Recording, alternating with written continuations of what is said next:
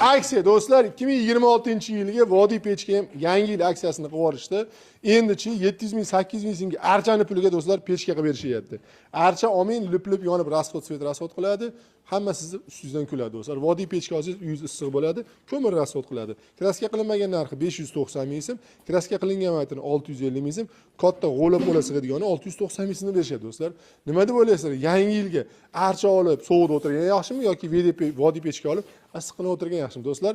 Bundan tashqari yana kraska qilingan obshikalar variantlari bor. Bular 1 million so'mdan sotishadi, 890 mingdan ham berib borishadi do'stlar. Birinchi qo'l o'zlari ishlab chiqarishadi. 3 lilis, 2 lilis, lazer stanoy, lama stanoydan bor. Xudo xolasa, Qoravodan aksiya, pastki nomerga aloqa chiqinglar.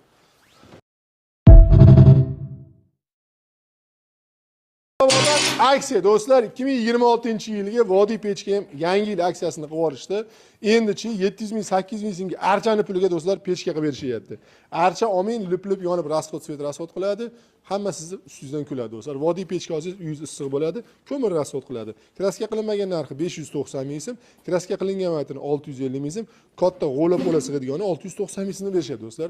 Nima deb o'ylaysizlar? Yangi yilga archa olib sovuqda o'tirgan yaxshimi yoki Vodiy pechga olib issiqlanib o'tirgan yaxshimi do'stlar?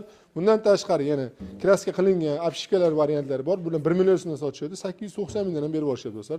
Birinchi qo'l o'zlari ishlab chiqarishadi. 3 lilis, 2 lilis, lazer stanoy, lama stanoydan bor. Xudo xolasa, Qoravodan aksiya, pastki nomerga aloqa chiqinglar.